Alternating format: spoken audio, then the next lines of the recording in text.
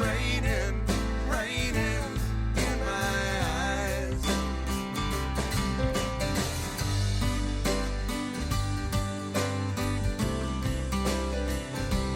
'Cause it's raining, raining in my eyes.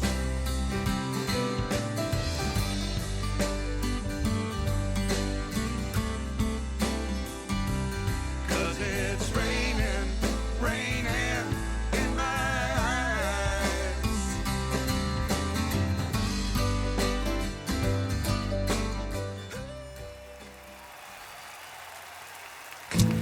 Hey, there we are.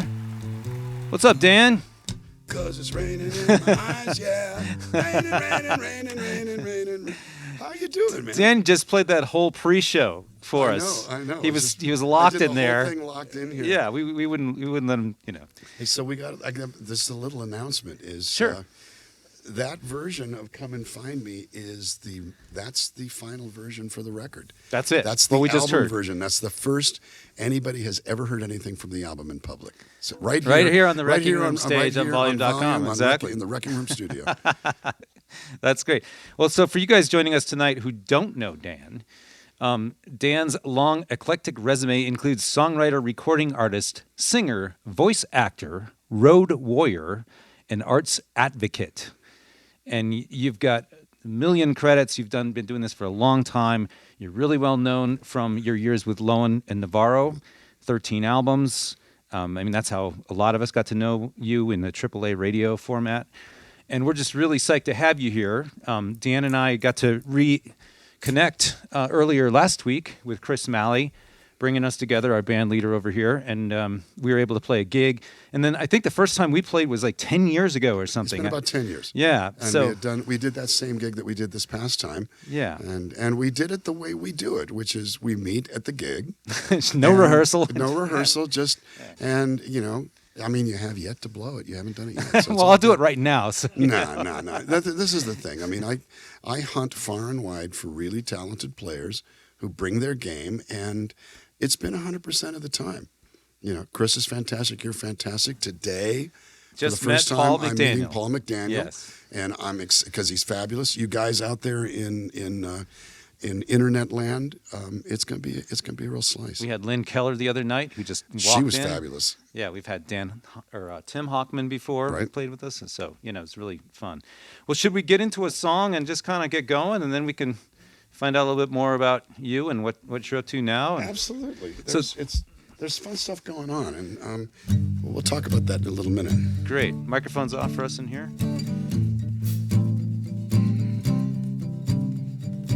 This is a song that all the people in the Dan fam who've tuned in remember from 250 streams in my living room. Became the theme for 2020. If you weren't part of all of those, you'll know this from the album Broken Moon by Lowen and Navarro from 1993.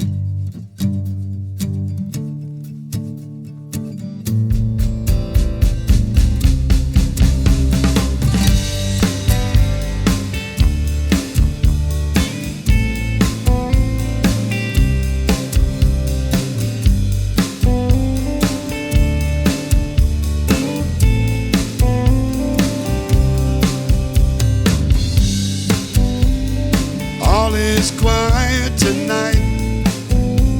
The stars are in their places. The moon will give us light to see into each other's faces. And I know the road is hard, but if we carry on together, we will get by. We live our lives in the eye of a hurricane. We cast our fate on the seas of indifference. But all along the shoreline, we look for a chance to believe the darkness will fade and the promise will survive. Until I say all is quiet tonight.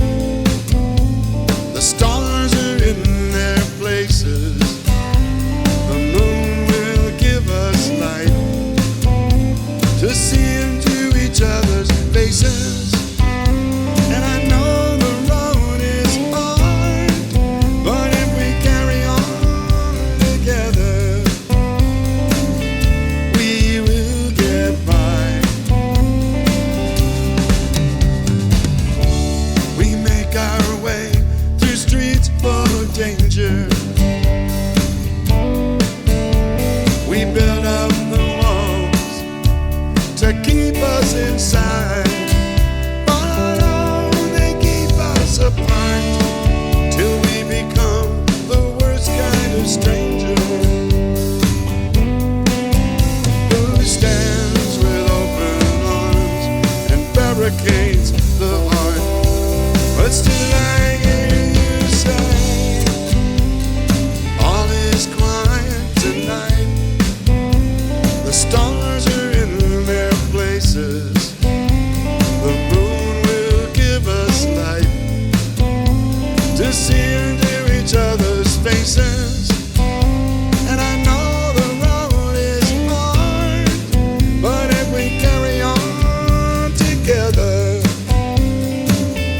we will get by. Christopher.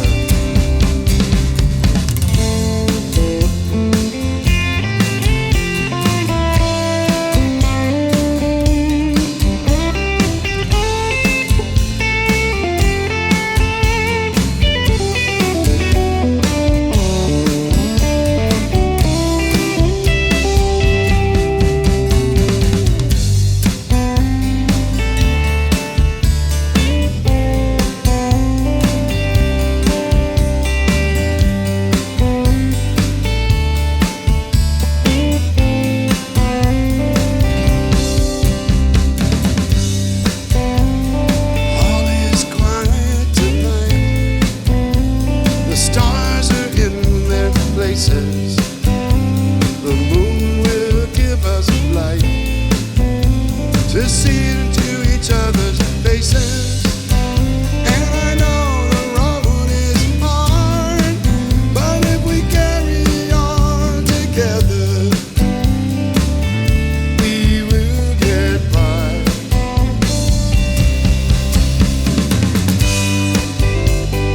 All is quiet tonight. We will get by. All is quiet tonight. We will get by.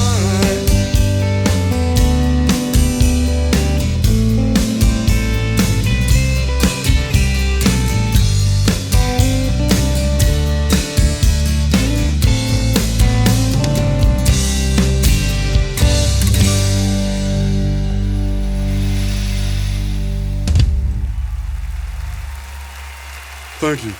Thank you very much. It's good to be here in Lions. Exactly. Something about clapping puts on that southern accent for me. I don't know what it is. Well, thanks. First of all, thanks for doing this. We were playing a gig last week, and I was like, Dan, would you come do this stream? This is really fun. We get to hang out in my backyard. We get to talk. We get to know you. We get to broadcast to people. And I'm excited to be here, man. First of all, you got something so great going here. The spot is fabulous. The sound feels great. The players, and you're one of them, and Chris, and I played with you a little. I played with Chris a lot. I've never played with Paul before. Oh, my God. yeah, Those of you out there, this has that sense of freshness. That's, to me, what music's all about, is that feeling. So, yeah, I mean, it was either this or I was going to get in a van and drive back to Southern California. So yeah. I'd rather do this. That's no fun. Well, it is fun. It's just not the same fun. Right. Well, I just want to do a little bit on where you started, and then kind of work our way through the Lowen and Navarro years, which is what we've just played, and then we'll kind of get into what's going on with Nomad Dan now. It's been an interesting, long, winding, bumpy, interesting ass road. I mean, I studied music school at UCLA. I decided I wanted to be a singer-songwriter. And I got a little bit of success, but I stumbled big time, so I sort of stopped for a while and did day jobs. And at one of those day jobs, I met this cat. I was a singing waiter. That was a waiter. You guys were waiters, right? Singing waiter. Which is a dead-end job, except I met my lifetime music partner there. Eric Lowen worked there. We hated each other on sight because he was good-looking and talented and had a better guitar than me, and girls liked him, and I'm going, I don't like you. But we discovered we had an amazing gift for singing together that was instinctive and instant. So we kind of went, oh, we better figure this out. And we did. We were in bands together. We pushed and failed and pushed and failed. And then in the midst of one of those failures, we got together after not speaking for a couple months and wrote that song that turned into a big hit for Pat Benatar. And we wrote it in 83, came out in 84, and all of a sudden we had a new lease on life, and we were pro songwriters with a hit. Yeah. So we pursued that, but we had another band that I wasn't in, and frustration led to me saying, I think I want to see other people. And he said, wait. Let's go do that acoustic duo we've been talking about for 7 years and not doing. And we played at a corner bar in Venice, California, and did a residency, the weekly, for 2 years. About 3/4 of the way through, a guy comes in and goes, I want to make a record with you. But you're crazy. I mean, don't you know how uncool we are? He went, no, let's do it. And that was Walking on a Wire that came out in 1990, which hit really big in a lot of markets on AAA Especially stations. here, KBCO. Especially here, KBCO. And was that a hit on Lightning too? Lightning 100, it was a hit when John Conlon was there. I mean, Doug Clifton was his program director back in the day here. And, of course, my old friend Dennis Constantine and my current friend, Scott, who's the guy there now, Scott Arbo, who I've known forever. No, I mean, the AAA stations were good to us, so we toured like crazy and figured if we're lucky, it'll last a couple of years. And that's 32 years ago. Wow. We survived everything, except Eric didn't survive. I mean, in other words, we were at a point where we realized that radio was gone, but we were still playing. Records weren't selling, but we were still playing and making a living at it. And then he got Lou Gehrig's disease. But we got almost 5 years on the road after his diagnosis. People don't usually get more than a year of life. So we looked at everything as being pretty lucky and worked at it. But I went solo in 2007. He retired in 2009. And here I am, 14 years later, still road dogging 15 years later, still road dogging it. And I love it. Yeah. I still like it.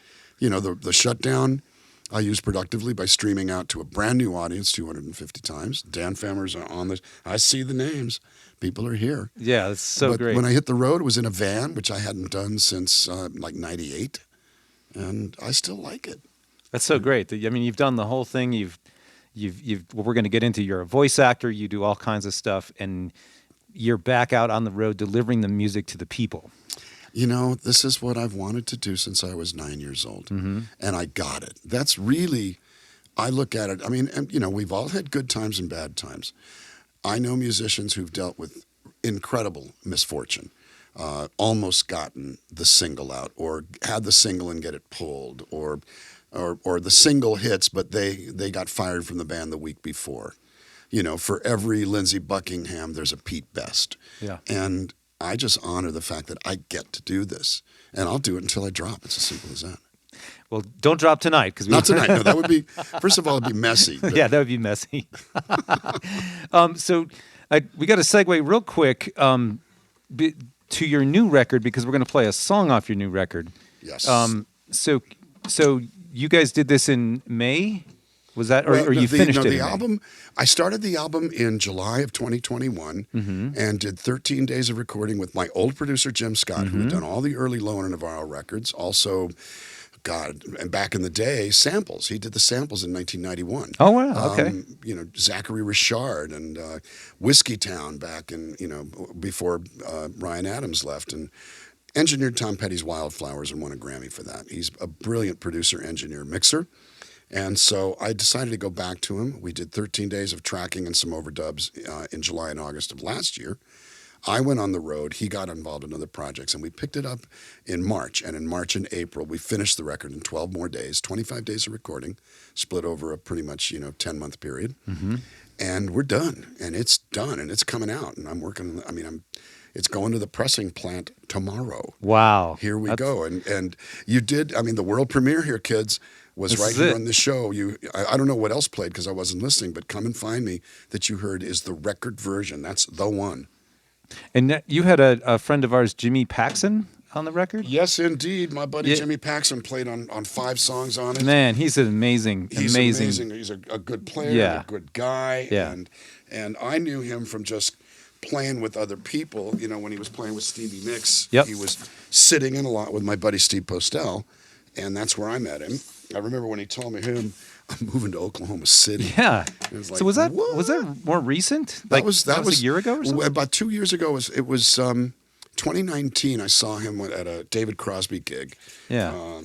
And he said, "Yeah, I'm moving to Oklahoma City," and so I was going to hook him up with the people over there. But I think he does fine. But he was making our record in between rehearsing for Lindsey Buckingham's band. Right. And he was out here, I think, in December at the Boulder Theater on that one. Well, and now he's out with the Chicks. Yep. And that's actually Jim Scott had produced. He had engineered, but really produced, because it was with T-Bone Burnett, engineered the final Dixie Chicks record from way back, the one with Take the Long Way Home and I'm Not Ready to Make Nice, and he won 3 Grammys for that. So, wow. So now we have a premiere. She Dreams in Music. She Dreams in Music. Is this the first one on the record? This is the kickoff track on the record. I wrote this with Robert Dale Klein, originally from Arnold, Maryland, now relocated to Austin. I know that he's been writing a long time. He put his own record out about 4 years ago, but he basically made his living he was actually an attorney, and a very good one, who was a very talented semi-professional songwriter. And we're friends, so we're sitting around one day, and I see a painting on his wall, and he said, "My wife got the painter to do that. She said, you need to paint this for my husband because he dreams music." And I went, wow, there's something there. And we sat down and bashed out a song that, when I submitted the songs, Jim Scott thought it was one of the best, and it's actually the first song. It's the kickoff track, you know.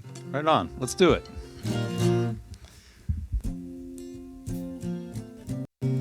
I'm going to make sure this capo's right. Yeah. It's, we tune because we care.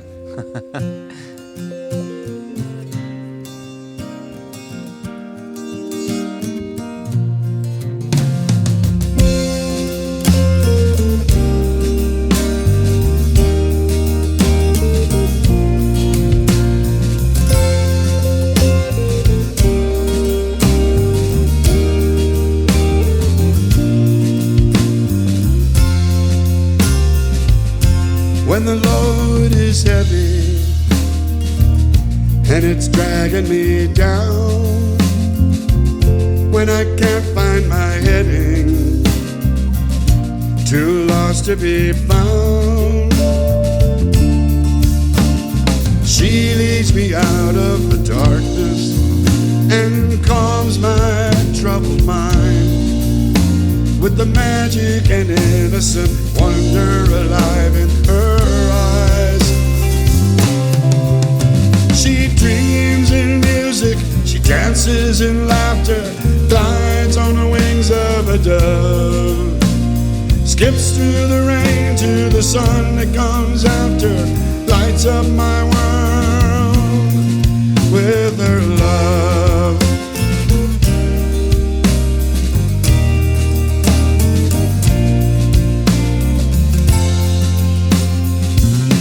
Now I've known trouble, and trouble's known me, my constant companion, till she set me free, with a peace and a grace beyond measure, and the kindest, most gentle of hands. She is the mystical treasure who makes me a better man.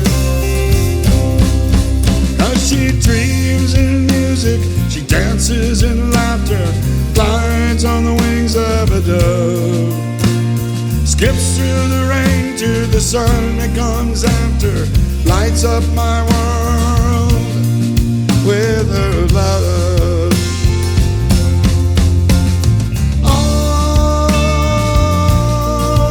She sings that I cannot see.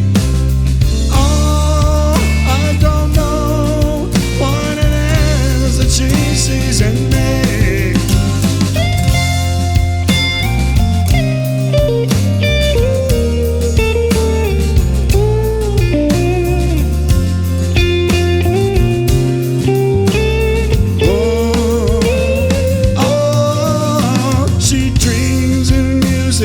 Dances in laughter, glides on the wings of a dove, skips through the rain to the sun that comes after, lights up my world. Oh, she dreams in music, she dances in laughter, glides rides on the wings of a dove, skips through the rain to the sun that comes after, lights up my world with her love.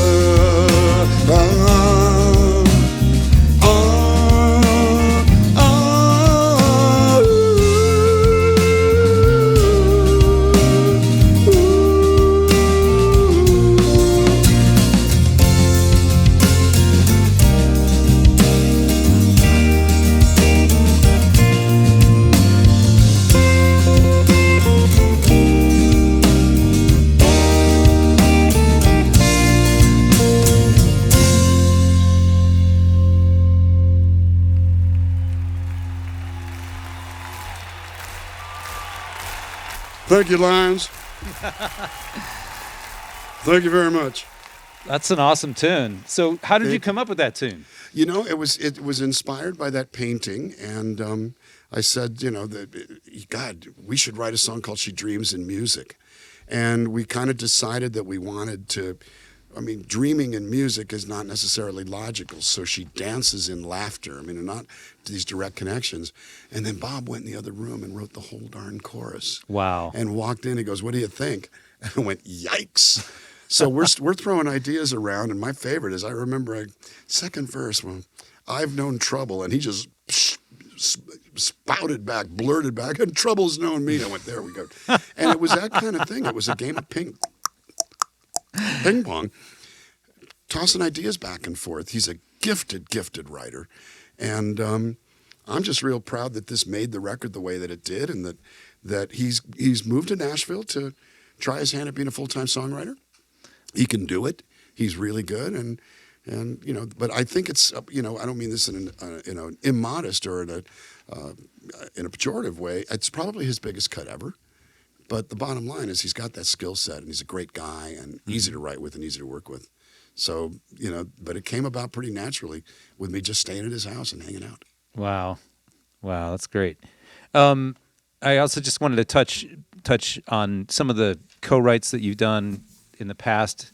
You guys have written for the Bangles, Dave Edmunds, The Temptations, Dionne Warwick. You've had songs in a million movies, not to mention your voice acting and so forth. Can you tell us about like the Bangles and that kind of situation? The Bangles thing came about organically. Eric Lowen's first wife is Susanna Hoff's best friend from high school, and they're still really close. So we're all hanging out on New Year's Eve, going from '86 into '87. Now we're watching Dick Clark's Rockin' New Year's Eve, and the Bangles are on it. Wow! So we're watching, because that must have been taped. We're watching the Bangles on New Year's Eve. I'm sitting here with Susanna. Eric and I were in the middle of, well, you know, it's been going kind of tough. Maybe we should consider not working together, but you're still my bro. We're hanging out on New Year's, and Sue says, we should write together. Eric and I look at each other, and in a second and a half, gee, I don't know, we're talking about me not working. Well, I don't know if that's really the right thing. Well, this is a really good opportunity. Well, you know what might happen is I think we should really give this a shot. Well, do you think we can settle our differences? I think maybe we can. I think, well, you know, I love you too. I love you too, exactly. Yeah, let's do it. That all happened in about a second and a half, looking at each other going, yeah, well, let's do that. So she was going through some stuff with a relationship that wasn't working well. We got together, and I start throwing down some. Eric had a guitar part that he loved that we pulled on, and I start writing her story about talking to her maybe soon-to-be ex on the phone. I hear you through the wire. The words all sound like noise. What happened to the fire in your voice? She goes, oh, I know that story. Well, yes, dear. Of course you do, because I'm sitting here telling your story. And we bashed this beautiful song out that really sounded like it could be a bird song. And it ended up, ended up on the record. It was one of the first songs recorded for the record. It ended up their last single. And But the bottom line was that ended up in. Well, the crazy part about that is I had known Michael Steele, the bass player, for at least a decade. We had worked together at a Tower record store. No way. And I knew she was a player, and we'd stayed a little in touch. Well, she heard that I'd written that with Sue, and she goes, well, we should write together. We're old friends. And I worked with her and her best friend at the time, David White, and Eric and I co-wrote Something to Believe in, and both songs made the album. Wrote a song with Susanna called Everything I Wanted that they named the album after but dumped from the record. Well, it ended up the unreleased track on the greatest hits, on all the greatest hits collections. But it started out from an evening of dinner and watching television on New Year's Eve, the Lonely Hearts Club. That's how it happens. What about the Japanese band? That was a result of a friendship I made with a great songwriter producer named Stephen Laroni. The band Wink. Wink, exactly. Stephen Scott. He's from Scotland. I've met him. He was signed to Chrysalis, and we had become friends. And he said, "Well, let's write together. I think it'd be really cool." I saw him, met him in L.A., and I'd gone to London, and I saw him on the next to the last day I'm in town. "Oh man, it's a shame that I can't really work with you. I'm leaving day after tomorrow." "Oh, what are you doing tomorrow then?" So we got together. And we bashed out this song called "One Night in Heaven." Mandy White was a professional manager at Chrysalis in London. She placed it with this group called Wink. Stephen, remember, he calls me and goes, "That's going to be released by a band called Wink, two girls. That's one letter away from a complete disaster." And this was my relationship. So I had a lot of success with Stephen as a writer. We wrote for a Philippine artist named Marlene. We had a top 50 with a freestyle hip-hop group from New York called TKA. And, did some good stuff together. Then all of a sudden, and the Japanese thing ended the charts at number one. Wow. It was a massive hit in Japan. He later became a record producer, and he wound up, he did some good stuff in England and some things in America, but then he produced this three-guy brother band called Hanson. Yeah. And, it turned into 14 million in sales and put him on the map as a major, major record producer. And as soon as the production business started changing the way the industry's changed, he goes, "Yeah, I think I'm done. There's no budgets anymore. Nobody really wants it to be great anyway." So he decided to open restaurants. And he's got 3 Spanish restaurants in London, brand new one in Soho opening up pretty soon. I'm going to go for the grand opening in September. Right on. I think we should get into our next song, which I apologize. I don't know what record that... Whoa. Crunch. Was that Hang on, let me go pick up the guitar that just All right. I'll make an announcement while you're doing that. Yeah,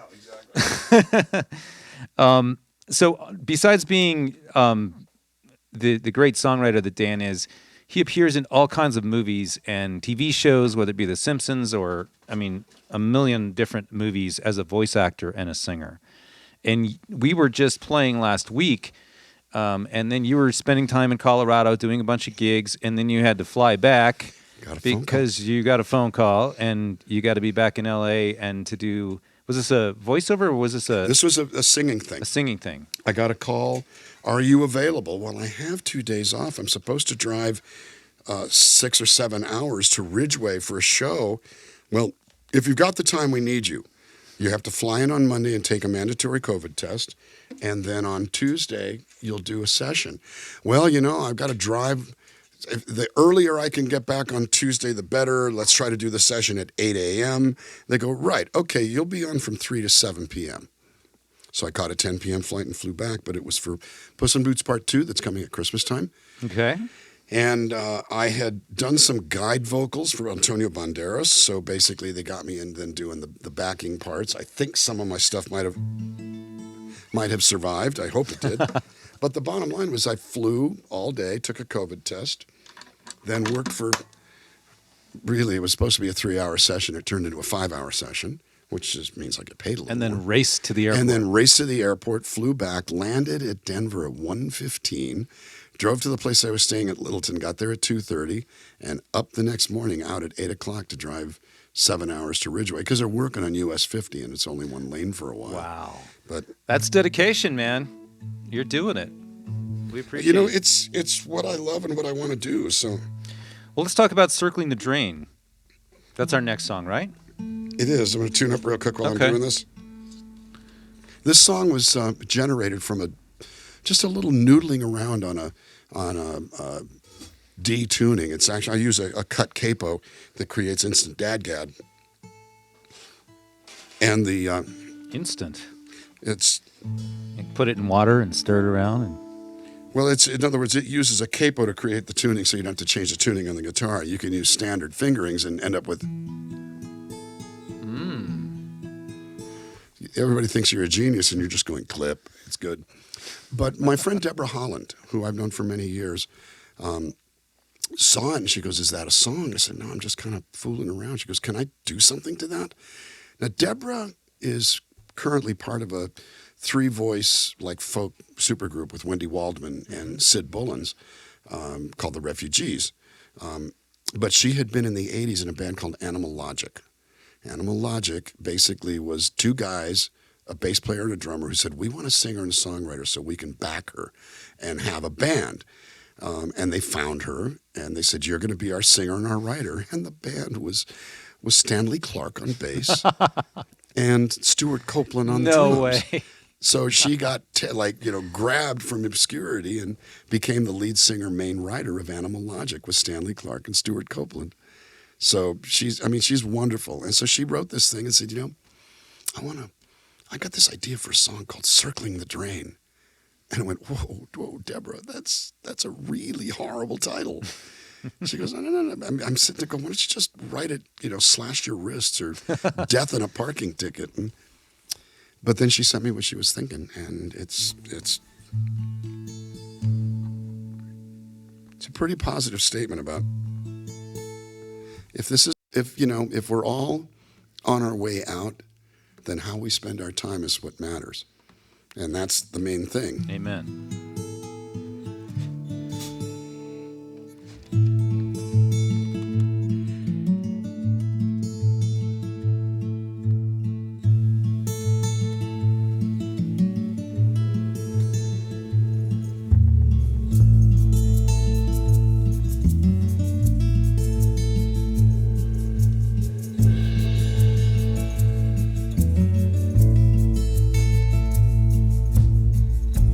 Every minute around the world,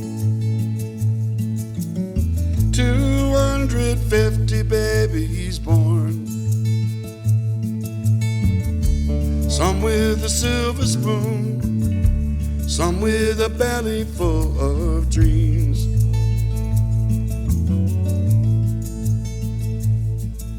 What ties them all together, the desire to uncover what life means. You can swim against the tide, you can stand in a hurricane, try and scale the mountainside, knowing it could be all in vain. We're circling the drain.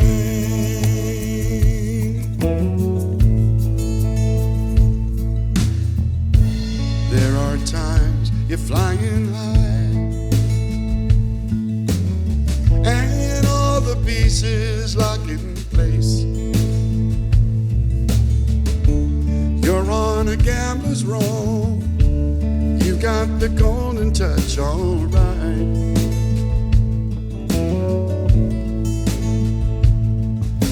Just as quick, the magic's gone, slip right through your fingers overnight. You can swim against the tide,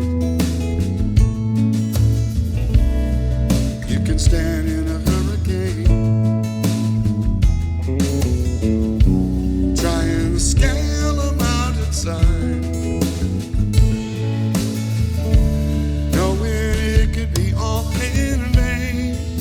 we're circling the drain.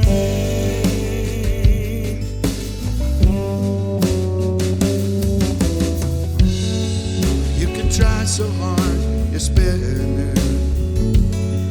We've got this time on earth, why not live it for all it's worth? And be a little more forgiving. You can fill your cup with sun, drink up every last drop until it's done.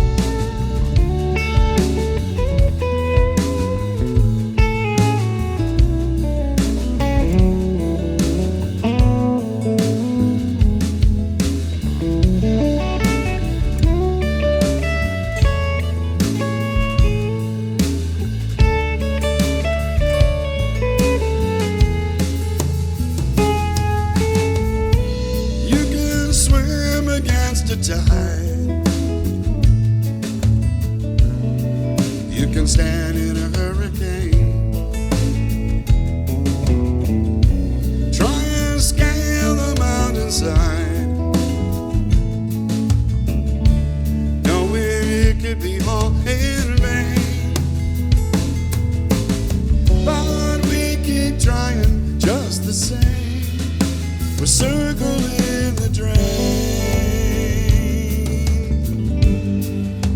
Circling the drain.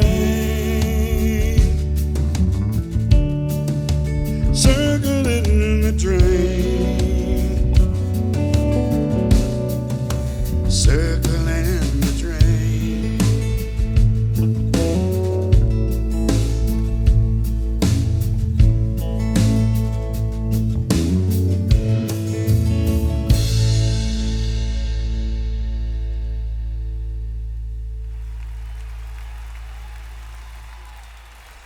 All right, well, thank you, but I'm thanking you and you and you, these amazing players. Chris Malley on guitar, Paul McDaniel on bass, Brian McRae, you're a fabulous drummer. Thank It's you. so great to get to play with you. Thank you. Thanks. Man. We're so psyched to have you. And Chris, thanks for doing the legwork and getting the band together and working with Dan. And you guys have been doing it for a while. And you guys just played at Swallow Hill the other night, right? We did. Yeah, we had a great time. Had a really good crowd. Yeah, that was a fun It night. was, I mean, nobody, I hadn't been here in 3 years, but you and I hadn't played together in 5 years till the show a week ago Sunday and then Swallow Hill. And they were two different shows. We had it was a 4-piece band on the Sunday, but just you and I. Yep. And all acoustic. And it's fun to just fall right into the center of that feeling and just go, this is what it is now. Yep. And how it feels today. And of course, I've told you this before, you're a fabulous player. And it was just so fun to go there. I was making that stupid grin Zero Mostel made in the producers when he realized that Gene Wilder needed his baby blanket to stay secure. And he looks at the camera like, oh, yeah. And I did that grin, just kind of like, yep, it's back with Chris. It's all cool. Yeah, man. Anytime. So I want to talk about you during COVID. You had alluded to this earlier, but I want to focus in a little bit on during COVID, while we were all sitting around wondering what's going on, you got online and you really started streaming your butt off. I started out, I think it was like March 15th or something like that. I went and did one song, and I figured, well, I guess I'll see you tomorrow, and I did 20 minutes. Uh-huh. And the next day, third day, I said, well, I guess I'll see you, and I did about an hour. By the fourth day, I was doing 2-hour shows, and I did 14 straight days, and then realized I'm going to explode but I didn't want to stop. So I settled into 5 days a week, Monday through Friday, for 2 hours doing a concert. What time did you use? 5 p.m. to 7 p.m. California 5 to time. 7, So it'd be okay. 8 o'clock to 11 on the East Coast, and Okay. reasonable time. And then Saturdays, I would do noon to 2, but instead of playing, I would play one song and tell stories.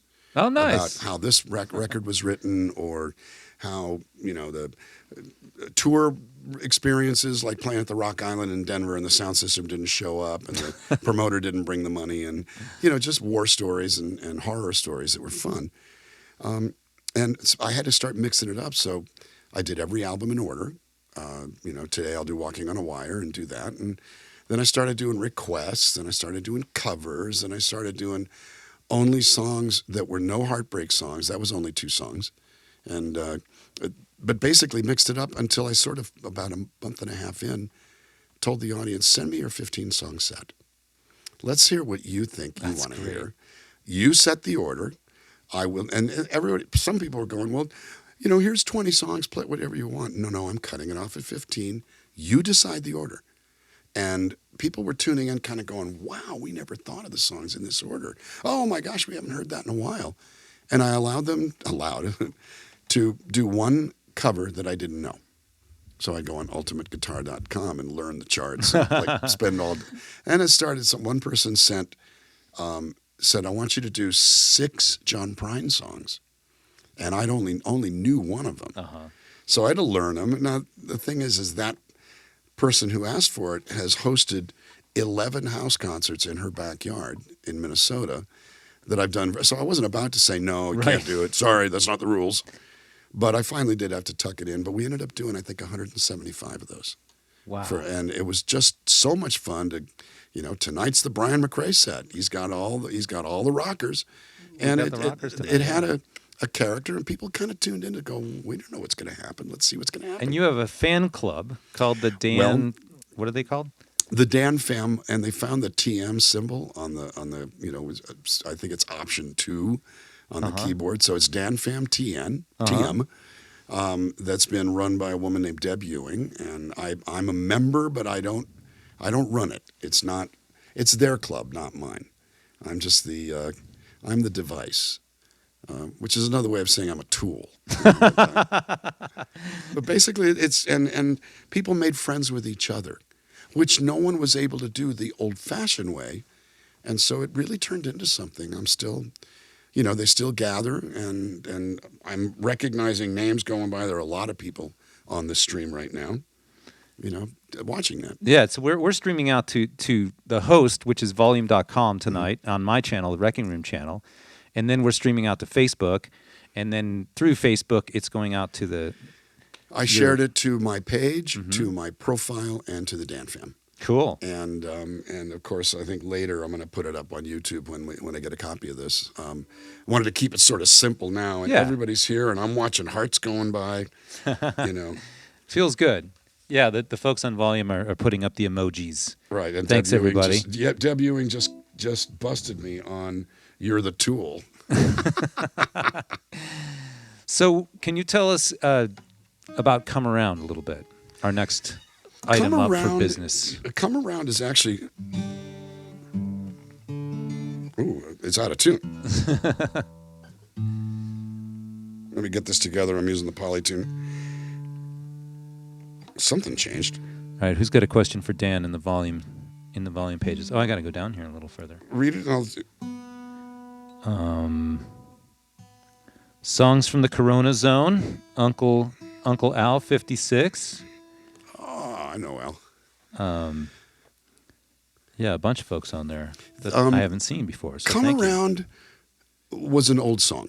Come Around is an older song that I wrote a long time ago, and I had. Is this one you wrote when you were 21? I wrote it when I was 21 years old, and that's that's 11 years ago. And exactly. I had pulled it out as a curio in a couple of shows in Minnesota at the very tail end of February in 2020, like literally 2 weeks before we shut down. And people responded to it. And I went, well, gosh, I haven't played that song in years. I just brought it out to have something a little different, especially because I'm playing 2 nights in a row. And so I started playing it in the Corona Zone broadcasts, and it got traction. So I actually threw it into the tape box with the rest of my songs when I submitted them to Jim Scott.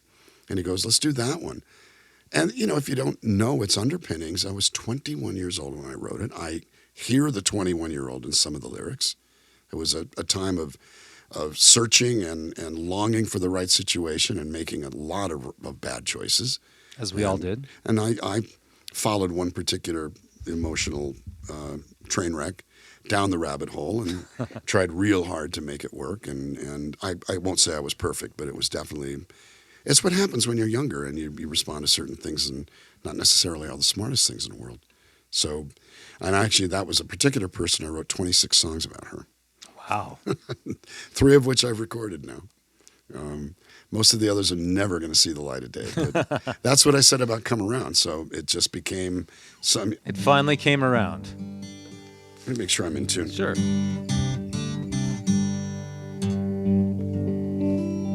There we go.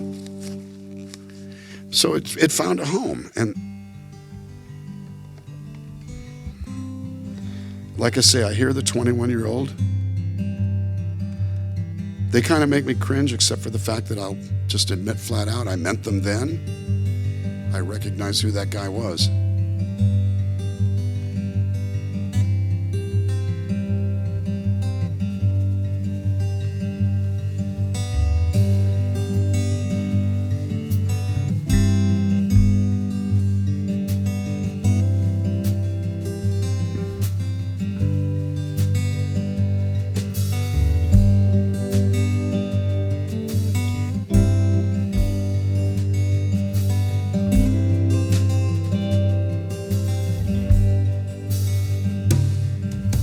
January's child is weeping, swears that she will never find her way. this child is sleeping, 'cause it's much too hard to face another day. Come around like the seasons come around with the years. I'll never be the same for all that's coming through my tears. But if you should come around, well, I'll be here.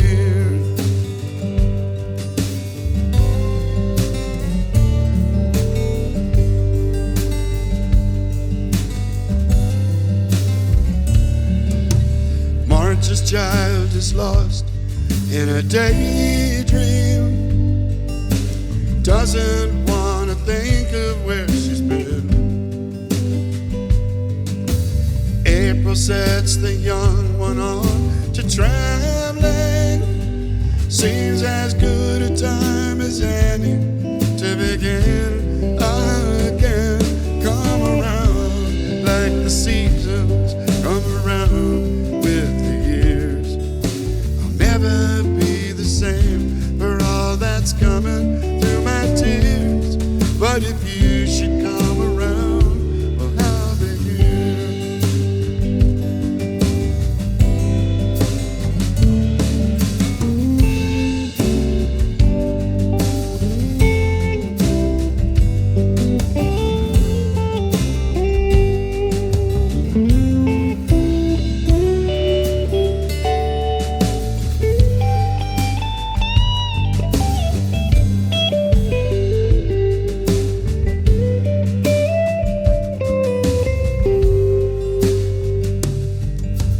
Maybe comes a month for idle wonder of everything you ever thought was real. June, tell me, can't she hear the thunder out of someone who is asking her, begging her to feel? Come around like the seasons come around with the years. I'll never be the same for all that's coming through my tears.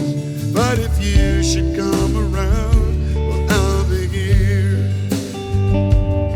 But if you should come around, well, I'll be here.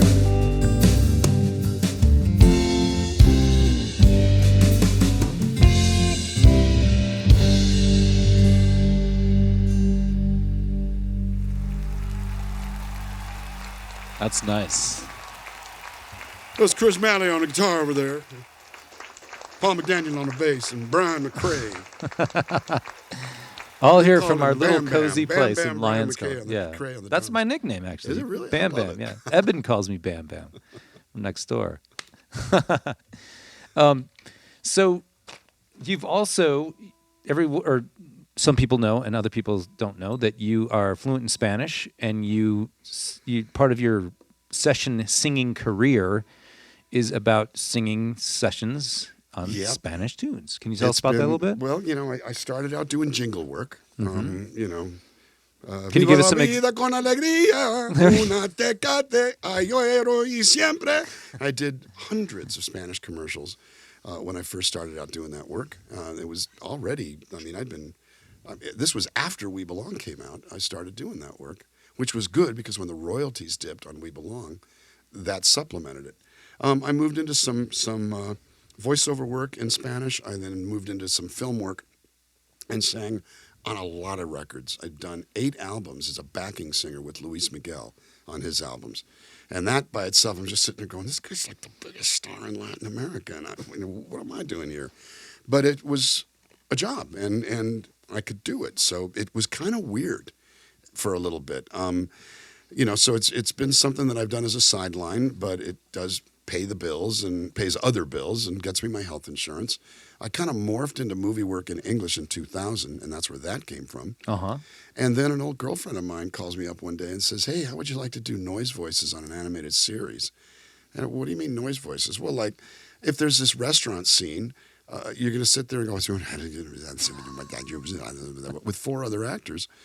And she Is that how you do it? But that's exactly what you do. You do gibberish and complete, and then sometimes you stack it up. Series ran for 2 years, got canceled, and then it got re-upped 2 years later, and it's been on the air ever since. It's called Family Guy. We know 230 episodes of Family Guy and 196 episodes of American Dad and 50 of the Cleveland Show. And it's the funny part is that when the show came back, she was dating a sound engineer, Grammy-winning sound engineer. So she knew a lot of musicians. So it's 3 comic actors, Bobby Kesselman, Megan Grano, and Nikki Breyer, myself, and Davey Farragher, who plays with Elvis Costello. He's Elvis Costello's bass player. And we're the crew that have been doing Family Guy and American Dad for about 14 years. It's just a fun, I don't know the word no. Yeah. Exactly. So someone says, do you think you can? Well, you got to fly. You got to drive all night. It doesn't pay that much. Who cares? Let's do it. How bad can it be? And it's fun. And it's happened to have led to things. So I've just had a pretty good, crazy time. Some of the sessions are weirder than others. That's nuts.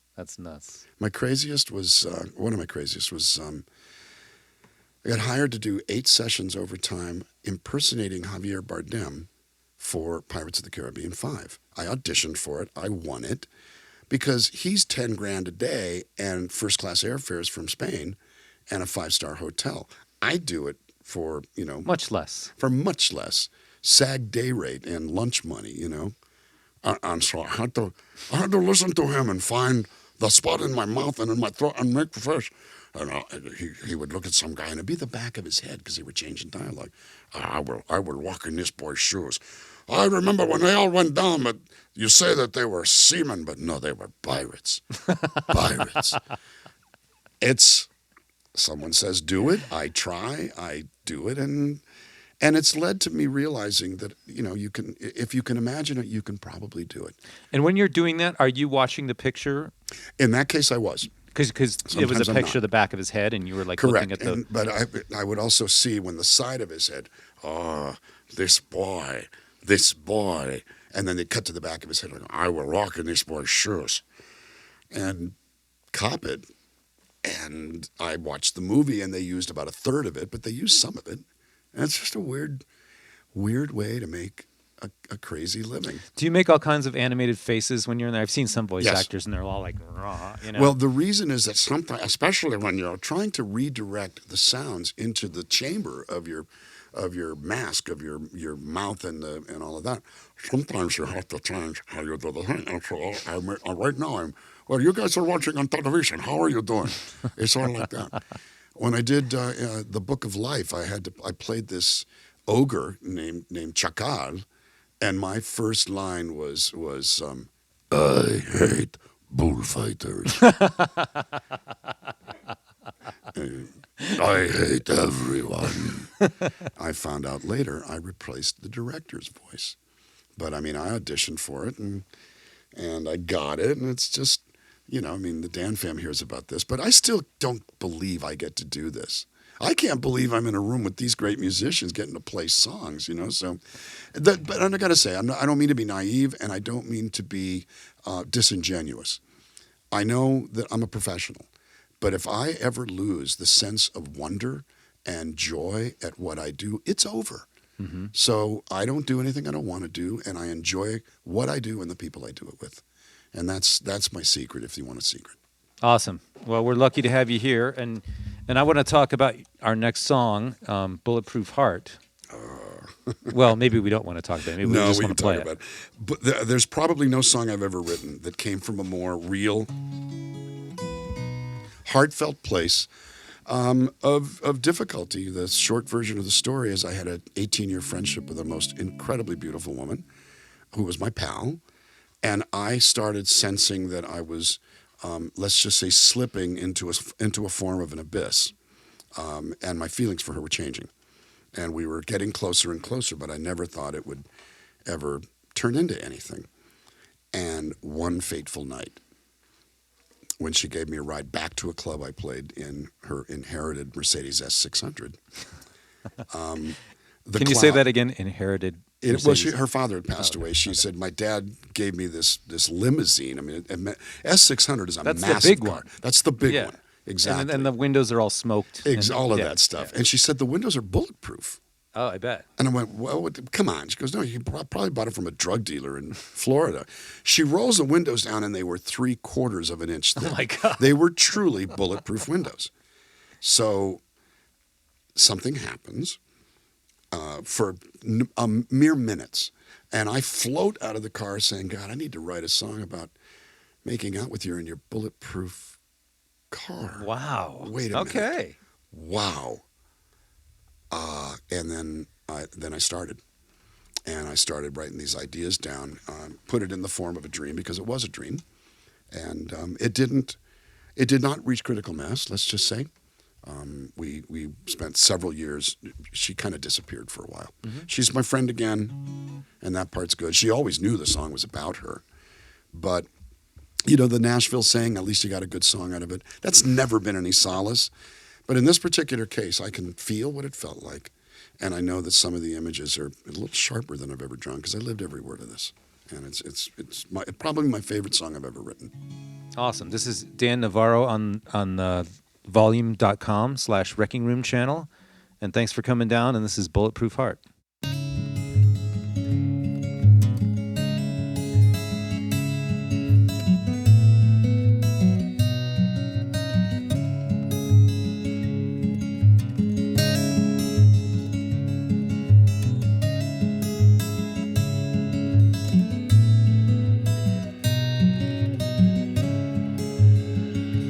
I had a dream, I flew like a bird to the top of the mountain, and there you were, bathed in the shadows, alone in the dark, with a lock and chain around your bulletproof heart. Minute by minute, time after time, body to body, crossing over the line, wrapped in each other, a shower of sparks began to melt the ice away from your bulletproof heart. Somebody tell me please, are we really here? I open my eyes and you disappear, and all the king's horses and all the king's men can't put the genie back in the bottle again. Now I try to remember, to try to forget the way you felt that night, but it ain't happened yet. One perfect kiss blew the shackles apart, to keep you locked inside your bulletproof heart.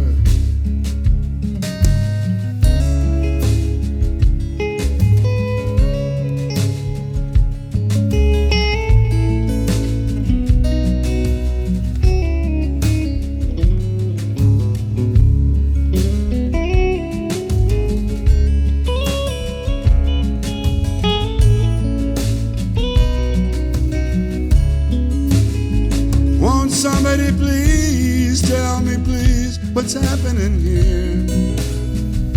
The image is hazy, but the memory's so clear, and all the king's horses and all the king's men can't put the genie back in the bottle again. So where are the fault lines? How deep are the ties?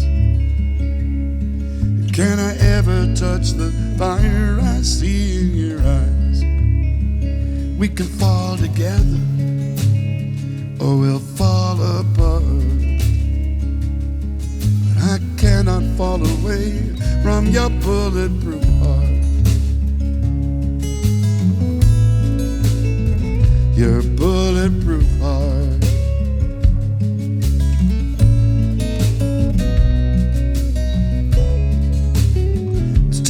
hard to imagine and too late to pretend that all the things we said and did won't happen again. So how do we finish? Where do we start to break down the walls around your bulletproof heart? Your bulletproof heart.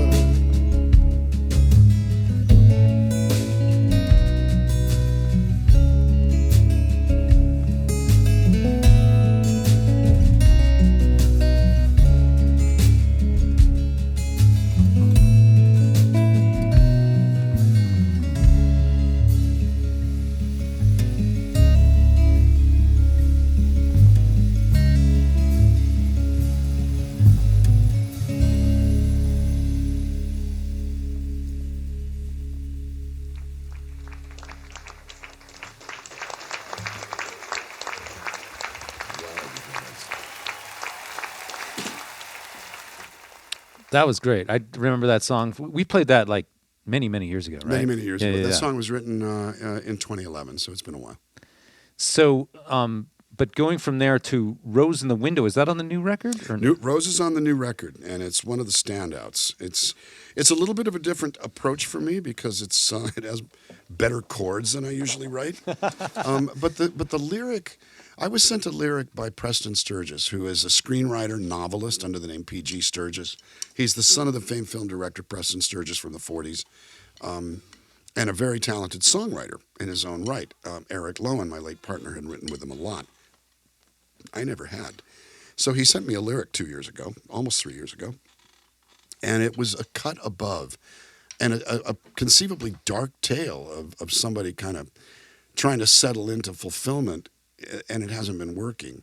And he's kind of sending up a flare saying, I'll put a rose in the window so you know who you're looking for. And so it demanded something else from me, and I wrote from a whole different place. I think, frankly, if you compare it to my older songs, my other songs with cowboy chords, it's a little more sophisticated, but that's what it demanded. And as such, I found myself drawing on, influences as broad as Steely Dan and Horace Silver and even Fleetwood Mac, as the song just popped out of me. I got to play it for Preston, and he's pretty excited. And so now we're going to start doing this regularly. He's actually starting to send me lyrics all the time now. All right. It's pretty exciting.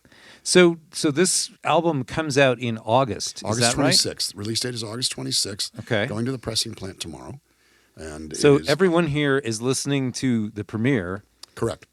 Of this record. This is so cool. You're doing it here. It's pretty exciting, man. It's pretty exciting. Well, especially this incredibly cool vibe, this soulful vibe, and with you guys who are so great. It's been a beautiful day since we started setting this up, and I'm just glad. I'm glad you persisted and said, you should do this. And I was going to drive home. And I thought, well, I'll drive home tomorrow. Just come over to my place. Let's, exactly. Let's get the volume folks involved. Let's try to do a little live stream. It just sounded like a real cool thing to do. Yeah. And you told me what it was going to be like. And it's so much better than I imagined because you can't really visualize this space. Yeah. And nor, frankly, and again, Paul, oh my God. This isn't the last time we're going to play together, pal. As simple as that. You've been drafted. Absolutely. And it's all really fun, and it's all special, and it's all worth it. Especially with a song it's hard to comment on it since I wrote it, but it was generated by Preston's lyric. That started, he presented me with a whole lyric. I added 2 lines. That's it. I added streetlights and the sirens are easy to ignore, and I basically made the rose grow out of the crown of thorns. Other than that, this is all him, and this is where it came from. All right. This is The Rose in the Window.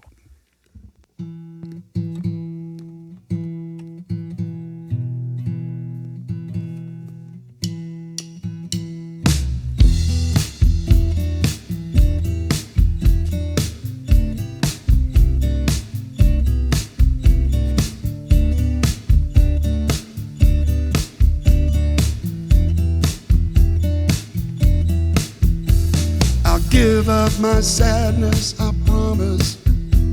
I'll give up my anger, I swear. I wasn't walking in the darkness on purpose. just had no reason to care. I burned my old papers this morning, the romance of just how I felt. The friends that I made who all faded away in that Hollywood heartbreak hotel. I put a rose in the window so you'll know just who you're looking for. 'Cause the searchlights and the sirens are easy to ignore. I'll put a rose in the window, growing out of my crown of thorns. Look for the rose in the window, come knock on my door. There was a star that I followed, so brilliant, so widely renowned, but I wouldn't listen to no one, followed her all the way down. But a man is no more than what he believes, the words that he whispers at night. Forgive yourself if you're wrong in your choosing, choose again at first light. I'll put a rose in the window so you'll know just who you're looking for. 'Cause the searchlights and the sirens are easy to ignore. I'll put a rose in the window, growing out of my crown of thorns. Look for the rose in the window, come knock on my door. No questions asked, I don't care where you've been.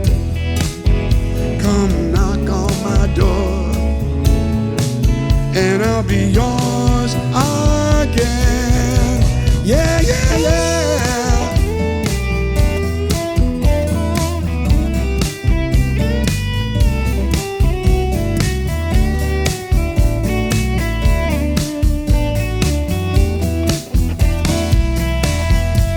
I'll put a rose in the window so you'll know just who you're looking for.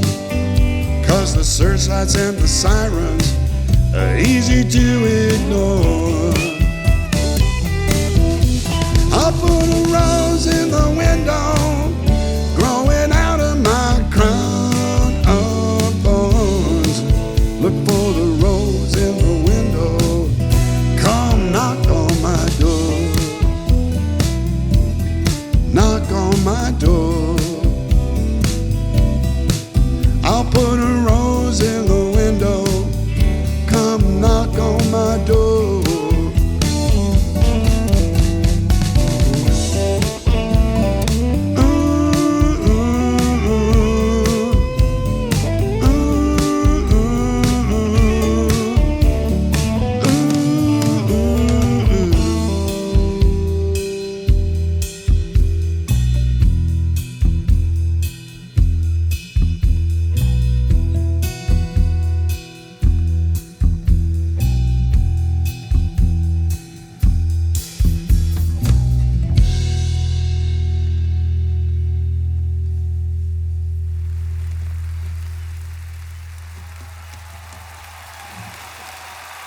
Man, the hits just keep on coming.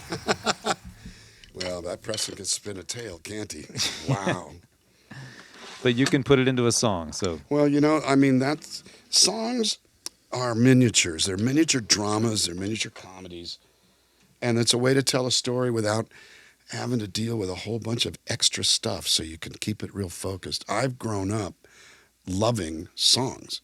And that's really what it started when I was 4 years old. I'm watching TV, and my mom told me this story. I don't actually remember this, and I'm crying my eyes out. 3 years old, and she goes, "What's the matter, honey?" And she goes, "That song is so sad." So it's been in there always. They have emojis of roses on volume right now. If you guys are on it's volume.com/Wreckingroom. People are putting up emojis of roses and it says put Oh, my a God. rose in the window. So that's really cool. Thanks That's pretty everybody cool. for joining us. I'm going to check the tuning. Yeah, something went out because this is the one that tipped over.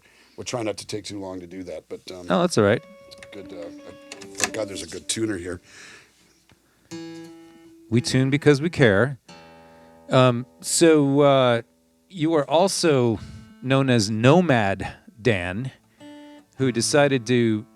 Were you like quarantining yourself and you bought this van and then you just left on the road and you go out in the van, right? Nomad. Well, basically, I had about 3 months into lockdown. I mean, when lockdown started, I was dating somebody, and she had come out for a 10-day trip from Florida, and it lasted. She was there for 5 weeks, and we sort of discovered it wasn't the right thing for us. So she left angry, and suddenly I'm completely alone. And going like, I can't leave the house. I can't go to the grocery store. I left the house for no other. The only reason I left the house was to take the trash out. Otherwise, I was in the dwelling constantly. Didn't wear pants. Ate ice cream every day. Had everything delivered. And I started getting this idea that I want to just get out of here. I want to get a van and just go. And just go. And I kept thinking about it, and I realized it was pretty expensive. And I couldn't find the right one. And I talked to a couple of conversion places. So I said, it's going to have to drop in my lap. And I dropped the idea. And in January of 21, a friend sends me a note going, hey, you've been talking about vans. I built one, and I want to sell it to get a bigger one. And it was in beautiful shape, 6,000 miles on a 2020. Everything I needed and nothing I didn't, and the price was incredible. So I just did it. Nice. And when touring started, my agent kept booking shows, and we'd cancel, book, cancel, book, cancel, book, cancel, kick that can down the road. And then when they stopped being canceled, it's like, well, here I go. And I started out with I went from L.A. to Phoenix, and then from Phoenix all the way to the East Coast to Washington, D.C., and started my tour. My neighbor, I said, yeah, I got this van. I'm going to do that. Oh, you're Nomad Dan, right when Nomadland was out. So I go, okay, I like that. I'm using that. I put together a logo and called it the Nomad Dan Tour. There it is. And now you're out on the road in the Nomad Dan van. I'm having a good time doing it. That's sort of my bottom line. Is it? Well, and that's great because there's a lot of people that would just be like, okay, after the music business changed, I did my thing. I made my mark in music, and I'm going to go play golf or something. And you are like, no, I'm going to be like one of those blues guys that's going to play until I drop and just keep doing what I love and bring it to the people. And the blues guys, I remember I read something Keith Richards said once when he said, Mick was the one who said he didn't want to play Passé. Forget that. I'm going to play till I die. Of course, we've discovered that he's indestructible. Right. And so he'll play forever. He's a roach. He's a roach. He really is. But God, I read and then I listened to his book, Life, and it's incredible. Learning things about him, learning that the intro to Street Fighting Man and Jumpin' Jack Flash were recorded into a cassette player and then transferred to 2-inch. Wow. I mean, literally just got an acoustic and played into a cassette deck. One of those, decks with the little, the realistic decks with the little switches that stick out at you. I just want to keep doing this. This is the most fun I have. I get to see my friends. I get to go to fun places. I've done I-70 3 times in the past 8 months. Wow. And it's one of the most beautiful drives on the planet when it's open. So basically, yeah, I want to be like those blues guys.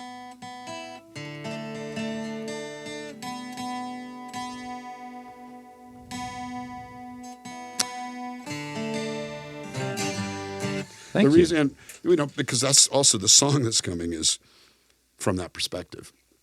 Well, what I'm going to play next, and it is the title track of the new record. And I sort of came to the conclusion that I was writing with my friend Hank Linderman in 2017. This didn't come out of COVID, but the idea of it did. And Hank is a really busy engineer, producer, musician. He's been working with Chuck Plotkin for years and Timmy Schmidt and actually Firefall. And so we actually sent this off to Firefall.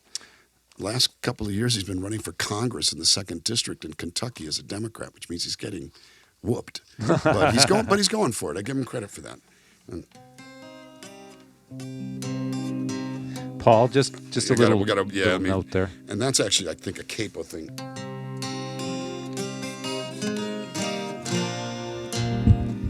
If you guys are just joining us, we have Dan Navarro, all the way from Los Angeles, California, here in our little town of Lyons, Colorado, and he's sharing his story and his music and his great self with us, and his new album called Horizon Line, right? This is the title track? Yep, the next couple of songs are from, this is the title track of the new record, out August 26th, produced by Jim Scott. Great players on it. As you said, Jimmy Paxson, My Lease. Taras Berdaniak and Michael Jerome are another rhythm section, and they're 2/3 of the Richard Thompson Trio. Okay. C. Postel's all over guitars. Doug Pettibone, who plays with Lucinda Williams. Brian Whelan, who did many years with Dwight Yoakam, is on guitar and piano and many harmony vocals. I got Chris Stills on 2 songs, wow. Stephen's son. Wow. And Chris is an amazing musician, a great friend. Sings better than his dad, plays almost as well as his dad, but he actually sings better than his dad. He writes really well. He's a pal. So I called people I knew and said, come on down, let's do this. Let's have some fun.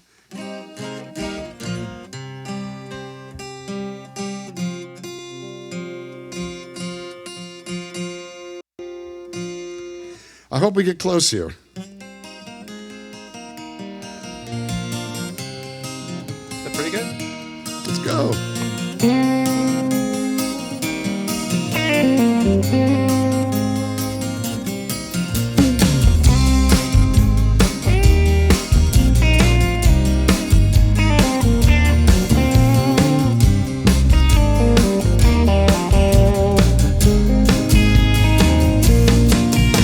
I sit too long, the television starts telling me it's my friend. When the air goes still, it starts feeling like the end. And then the world calls out, a wind whispering, baby, I got something new. It's a siren song that beckons me to move. I can't slow down, my wheels are turning. No matter if I'm wasting time, I'm gonna set my sights on the next horizon line.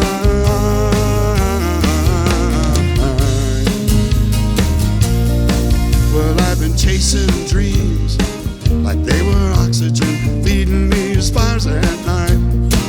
They're gonna light my way between the thunder and the taillights, the red taillights.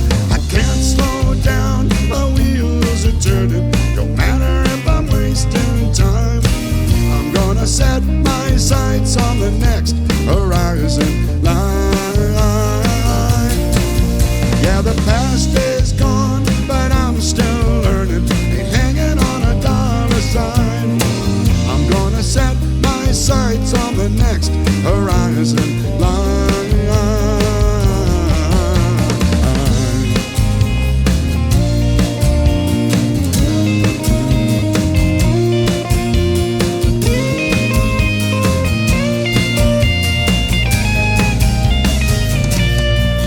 Yeah, I'm the drifter and the driven, unforsaken, unforgiven, burning brighter, burning down, a house in one more town. Go!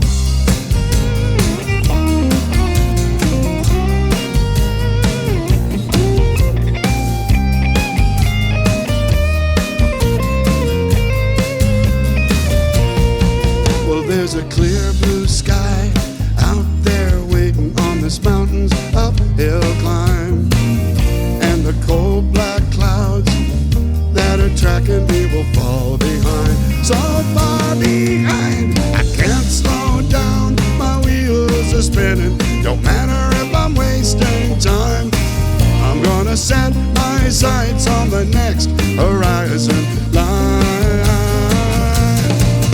Yeah, the past is gone, but I'm still living. Ain't hanging on a dollar sign. I'm gonna set my sights on the next horizon line.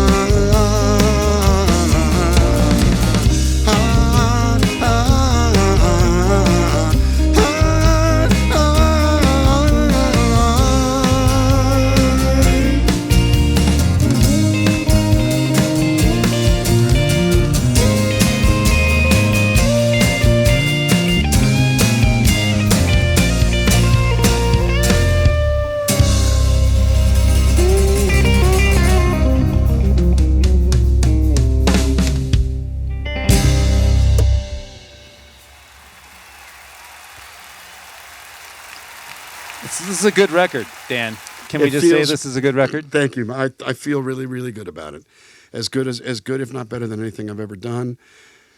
Everybody brought heart, soul, and their A game, and I'm proud of the songs. But I got to tell you, the playing is great. The production is back. It's good to be back with Jim. Yep. You know, we're the same age, and we first worked together 32 years ago, and here we are back again, going, "It's you," and it was just it was nothing but fun. We brought the right attitude. You know, the songs are fun to play. I mean, how it turns out is up to everybody else, but I feel like we all did our part, and we're going to send it off into the ether and hope for the best. But, you know, I guess the best part of it's already done. We made it. Yeah. We made the record. We made the music. And the rest of it is up to fate. And I'm not, you know, things happen. Yeah. So, and it either will or it won't. But I'm not really, you know, I'm not hanging on a Yeah. dollar sign. I did exactly what I wanted. And so did everybody else. The feeling in the room was fantastic. There were little quirky things that happened.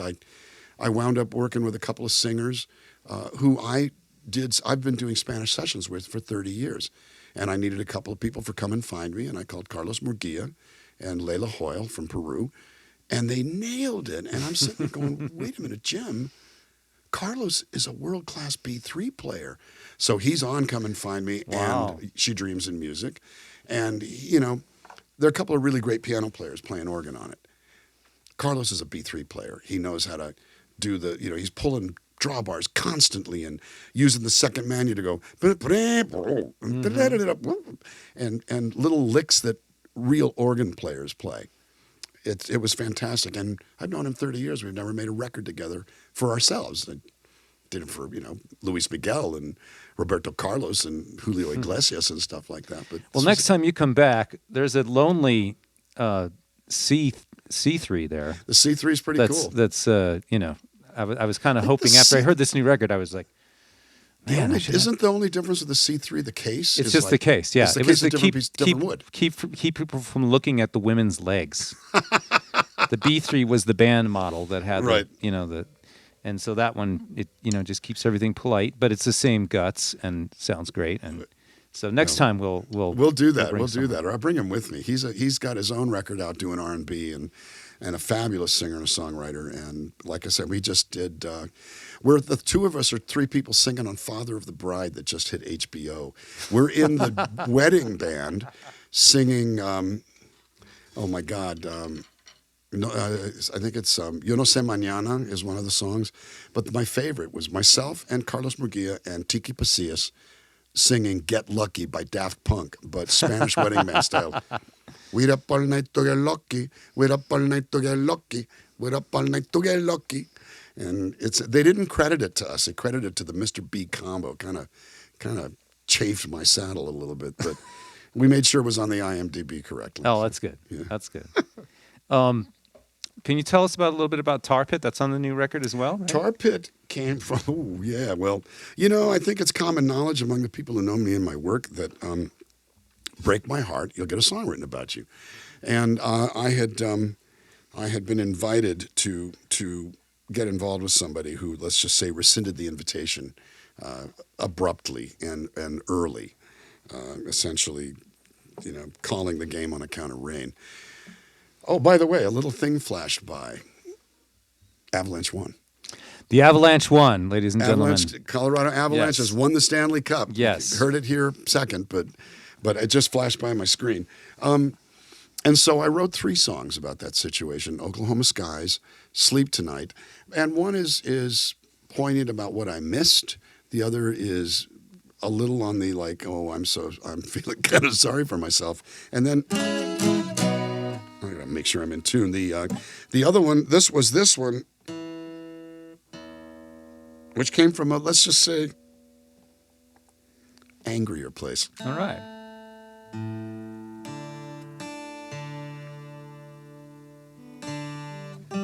So if you guys just joined us, this is Dan Navarro on the Wreckingroom channel on volume.com. And we're playing Tar Pit from his new record Horizon Line that drops in August. This is the first time anyone's hearing it, at least with a band, on a stream, I guess. Yeah, this song did pretty much. I wrote the lyrics first, and then I started thinking what goes with it, and you know, sitting there kind of going, You know, that's. Do you want me to start that? No, yeah, you Okay. start it. Let's hear it that way.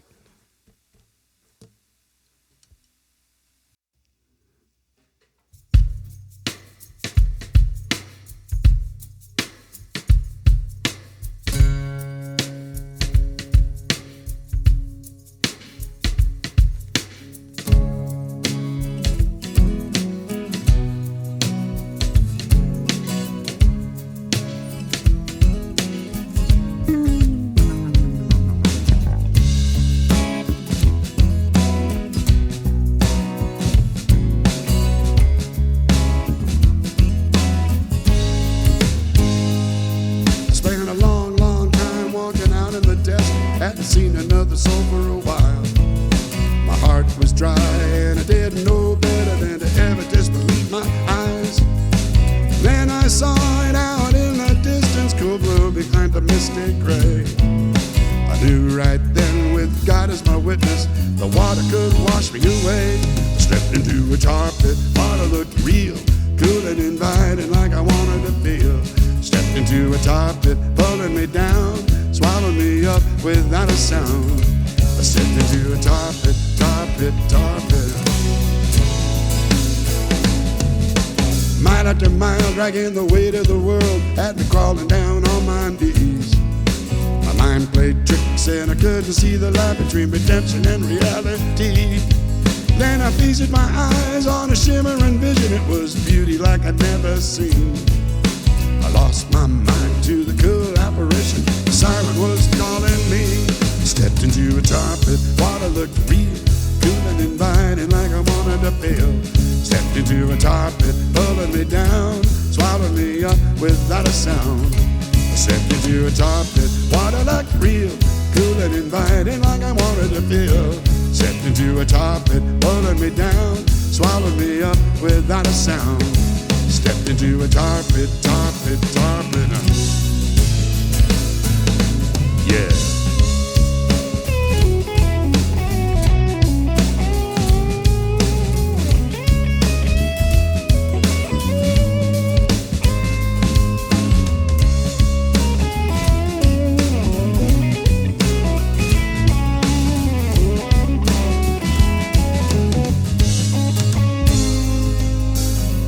And the circle will turn, turn, turn. Situation gonna burn, burn, burn. Sooner or later, got to learn, learn, learn to find my way out of there. And the circle will turn, turn, turn. Light the fire and watch it burn, burn, burn. Sooner or later, got to learn, learn, learn to never go back again. I stepped into a tar pit, water looked real, cool and inviting like I wanted to feel. Stepped into a tar pit, pulling me down, swallowed me up without a sound.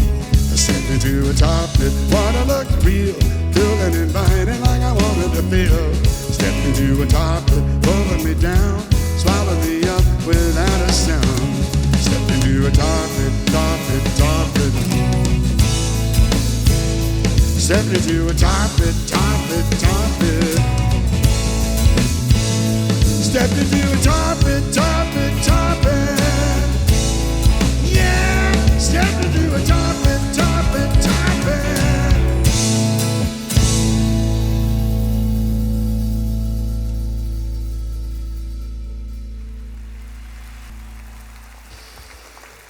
And that's how that one ended. This is the song that people are going to do stage dives on. It's a, you know, the folky stage dives. folky stage Usually, dives. Do you mind if I stay? Thank. But yeah, it felt good to get that out, and it's a fun song. It is fun. You know, I decided to put all the backing vocals on myself, and it's like the four big bruisers. You know, I stepped into a tar pit. Ooh. Yeah, I heard that. It's pretty fun. The bruiser section in the back. The bruiser section, exactly. I actually found an animated thing from an old Disney thing of skeletons dancing. I'm never going to be able to license it, but it fits. So I ought to see what I can figure out for the video. I'm sure some animator will help you out with that. I think so.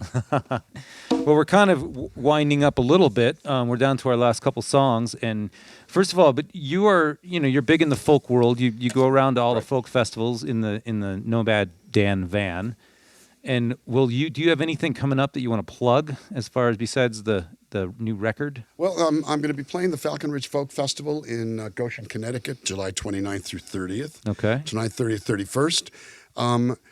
August 11th in Los Angeles, I have an amazing thing happening that I can't believe is happening. The Grammy Museum is interviewing me. Wow. It's a ticketed event, holds about 150 people. Tickets go on sale July 10th. And it's going to be an hour-long interview followed by about 30 minutes of performance, and I'll play some songs from the record and play live, and like a career retrospective, which kind of blows my mind. I mean, like, I'm sitting there going, did you get the wrong address? I mean, but I'm really looking forward to that. End of August, I start a tour, August 18th in the Washington, D.C. area, and I carry on through the upper Midwest, going straight through to September 11th. So basically about 30 days of touring during that period, playing 2 shows in D.C., Ann Arbor, Michigan, a few shows in Chicago, a bunch of shows in Minnesota. I then head home. My birthday show is happening Saturday, September 17th at McCabe's Guitar Shop in Santa Monica, California. Then I head to Europe for my annual cruise. Those of you who like cruising, I'm doing a cruise on a riverboat down the Danube from Nuremberg to Budapest for a week in October, with 2 other songwriters, Gretchen Peters and Beth Nielsen Chapman are joining me. And we're going to be basically doing 4 or 5 shows on this week, and we have the whole ship. Looking really forward to that. There are still cabins available if you're so inclined, and we get to hang. We do meals together and excursions and spend a whole week together. After that, I'm doing the Opelika Songwriters Festival in late October, show in Atlanta. Oh my God, playing the Glenn Campbell Museum in Nashville. Wow. And I do Wichita lineman, so that's going to be a real treat. And then I come home and shower. That's a lot of work. Well, you're booked out for the rest of the year. That's great. I'm booked out for the rest of the year, and it's really fun. That's great. Well, thanks for taking time to come here and hang out with us, take an extra day. Thank you, buddy. This next song is a big one. Can you give us a little preface on... This was the first single off the first album, and this is the song that introduced us to about 75 AAA radio stations, where we did very, very nicely. It set our careers up to continue, and we're still operating. I'm still operating on the momentum from that, but Walking on a Wire was the song, and it came out in 1990, our first single, the first thing I ever heard on KBCO. And actually, I think I heard this a lot on KBCO. Yeah, it was a big song at the time, and it still gets a good amount of radio play, especially on the nostalgia weekends. I still play it at pretty much every show, and it's it's like an old friend. Well, let's visit this old friend.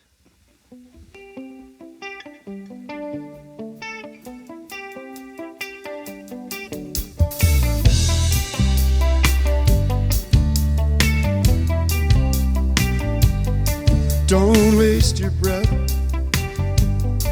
Don't waste my time. If I hear one more excuse, I'll lose my mind. It's been a quiet war behind closed doors, and it getting hard to keep your balance anymore. Walking on a wire, higher and higher. You told the truth, but you're still a liar. Walking on a wire. You deal in black and white and everything in between. You were blessed with such finesse, I almost know what you mean. I could close my eyes, pretend to let it pass, but you live on borrowed time, and it will never last. Walking on a wire, higher and higher. You told the truth, but you're still a liar. Walking on a wire, walking on a wire, higher and higher. You told the truth, but you're still a liar. Walking on a wire. And how does it feel with the whole world watching? Do you feel like you're gonna fall? Was it safer with your back up against the wall? And why did you try when you knew you were losing? Just one mistake and you'll lose it all.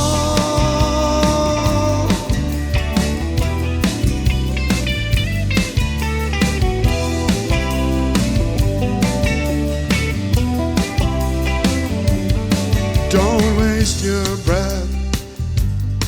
Don't waste my time.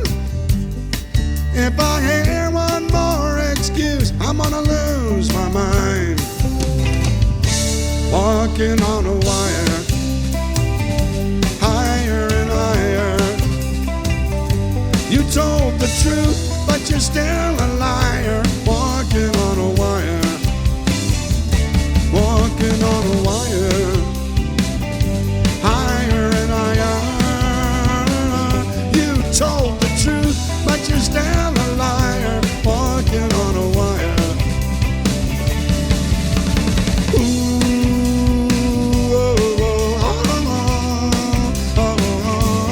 Told the truth, but you're still a liar, walking on a wire.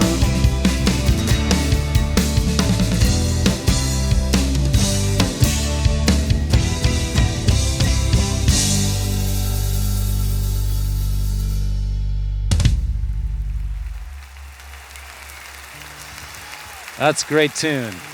Thank you, buddy. That's a great tune.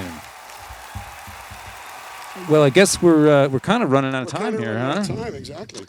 We had a blast having you here. We got Thank you, bud. we got the hangout. We got to eat tacos Great taco from place. I gotta Mojo find out here again. in Lyons, Colorado. Thanks, Ty.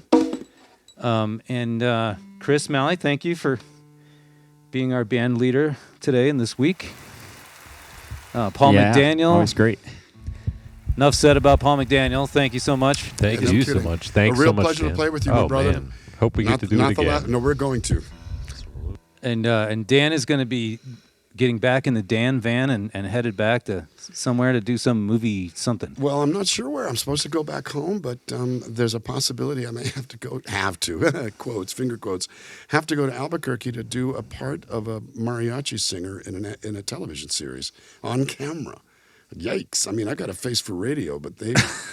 and I'm supposed to find out tomorrow if I've got to do that. So if that happens, I'm sticking around a couple of days and going to a pie shop I heard about in Lyons that I hear is supposed to be fabulous. I don't think that's around anymore. Oh, okay. That was around for quite a long time, and it's very legendary. Well, see, But there's some great things. You should take a walk around the parks here. The parks are incredible. I mean, you can just walk right out of here and Well, and I'm not cruise that around. far away. I'm staying with a friend up in Berthoud, which is Yeah. actually north of here. You know, everybody focuses on Denver or they focus on Boulder, but Lyons is great, Estes Park, Yeah. and on up to Berthoud and Loveland and Longmont and all of that up there, Fort Collins. So I love this area, and it's just great to be here, man. Well, we're so happy to have you, and hopefully, maybe you'll play the Folks Fest here again one day. I'm and trying to get in there. Yeah. I saw the guy who has been booking it. Hopefully, he still is, and. I saw Steve, and he said, we got to get you back. And I see him every year, and he Yeah. knows I want to come back. So, well, we'd love to have you back, and hopefully we could maybe back you up. You never know. yeah, that'd be affirmative. I think I would count on that. Right on. So we're going to leave with a massive, massive, massive song that you had success with in 1984. Is that right? 1984, it came out October of 84. It was written in September of 83. I was working in advertising, and Eric Lowen was painting houses. And we wrote this song for the love of it. We weren't, we were kind of on the outs, and our bands were failing, and we were aging, and, it was like, this ain't never going to happen, is it? And we got together in 90 minutes and wrote this, and he starts taking it around to places. And most people are going, it's kind of sappy, demo's sort of bad. Thanks for bringing it in. And one guy, Tom Sturgis, Preston from Rose in the Window, his brother, which is how we met Preston. Tom Sturgis has this idea and gets it into Pat Benatar's hands. And she pulled it and just said, I want to do this. And it changed both of our lives, 180 degrees. Suddenly I was a professional songwriter with a hit under my belt. And so we dove head first, and I've never looked back. It's been a good one. Wow. Well, The gift that keeps on giving. Thanks so much for sharing this with us. This is Dan Navarro on the Wreckingroom channel on volume.com, and this is We Belong.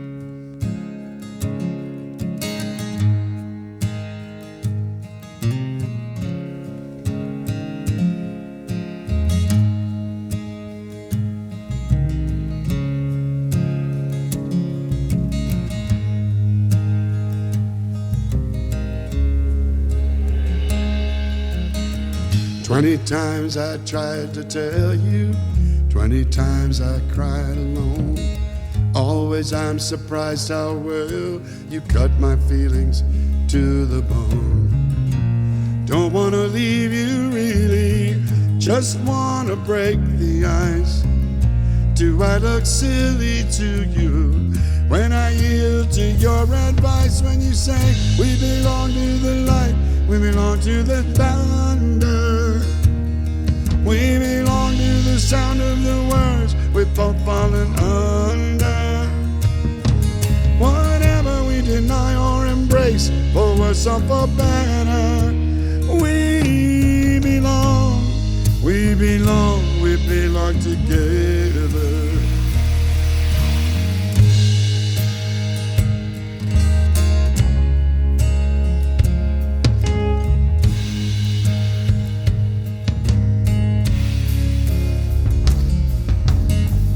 Si acaso no lo sabes, te aseguro que es verdad. El cariño que es sincero no se apaga con crueldad. Olvidas lo que fuimos y desprecias lo más fiel. Juntitos pretendimos que la luna era de miel. Junto a ti, solo es mi anhelo. Junto a ti como el rayo de luz que ha brotado en el cielo. No importa el porvenir si sufrir es mi triste destino. Junto a ti hasta el fin del camino.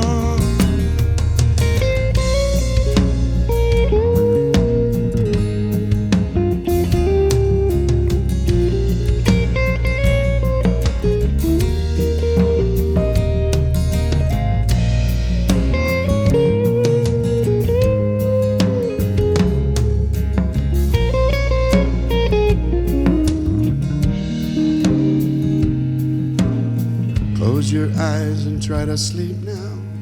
Close your eyes, try to dream. Clear your mind and do your best to try and wash the palate clean. We can't begin to know it, how much we really care. I hear your voice inside me, and I see your face everywhere. Now I say we belong to the light, we belong to the thunder. We belong to the sound of the words we both fallen under. Whatever we deny or embrace, or worse or for better, we belong, we belong, we belong together. We belong, we belong.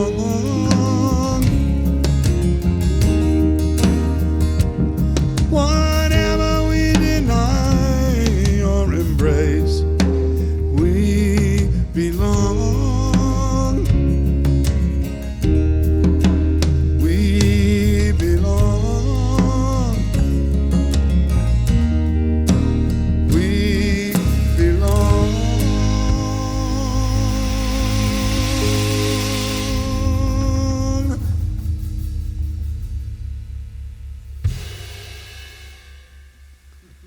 Thank you. Thank you very much.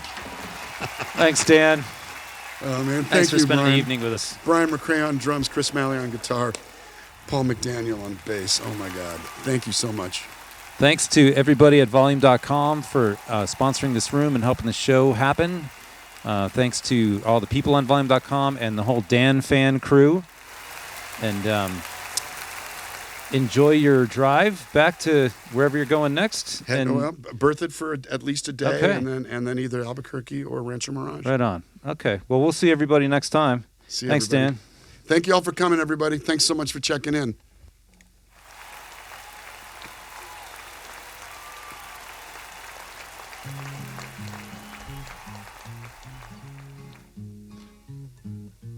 Watching as the hearts go by, watching them as they fly across the Facebook screen they fly. We're here together now, watching as the hearts go by, watching as the hearts go by. Saying bye to Brian and Chris and Paul, they played kick-ass, watching as the hearts